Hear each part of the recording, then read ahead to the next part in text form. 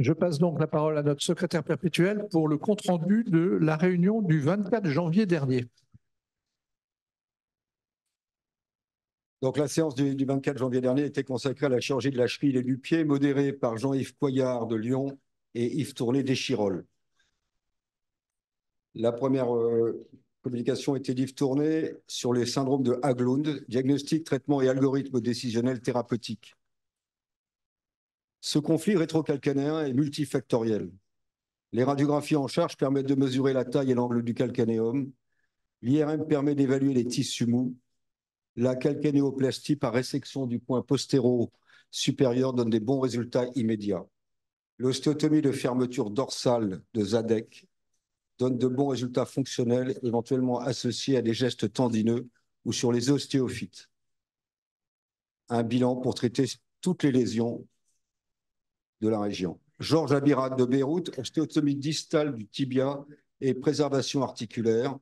Les traumatismes exposent à l'arthrose. L'ostéotomie a pour but de rétablir la congruence et l'alignement.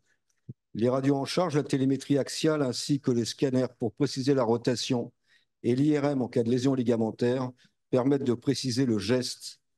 Elle permet d'éviter l'arthrodèse ou la prothèse. Elle peut être de fermeture, raccourcissante ou d'ouverture nécessitant une greffe ou en dôme plus complexe. Une option qui donne de bons résultats fonctionnels pour soulager les conflits.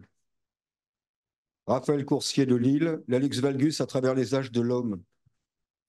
L'hallux valgus est apparu chez les premiers bipèdes permanents, l'Homo ergaster, il y a environ 1 500 000 années au Kenya, qui pourrait être le patient zéro.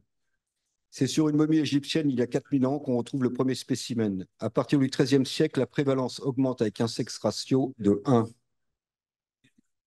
Au XVe siècle, au XVIe siècle, les hommes sont atteints 2 fois plus que les femmes, liés au type de chaussures.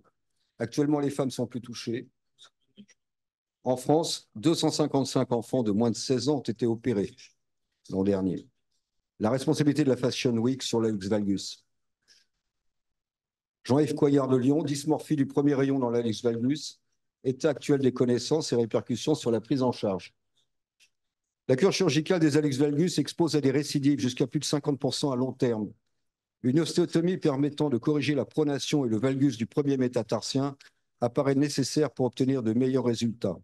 Une étude prospective comparée est en cours. Enfin, Mathieu Lalevé de Rouen, l'instabilité chronique de la cheville. Le point de vue du chirurgien est-il exigu?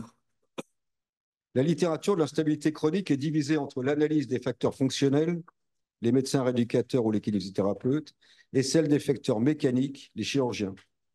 Les facteurs de risque fonctionnels, mécaniques, personnels, environnementaux ont été évalués.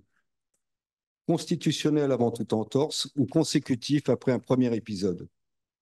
Les simulateurs d'entorse existent, attendus et surtout inattendus. Des évaluations, c'est l'entorse qui est attendue ou au contraire beaucoup plus fiable quand le simulateur simule une entorse inattendue. Les évaluations sérieuses, y compris préventives, sont nécessaires pour 2 millions de cas et 1 milliard d'euros par an en France. Je vous remercie. Merci beaucoup, monsieur le secrétaire perpétuel, pour ce compte-rendu qui est une séance de très bon niveau.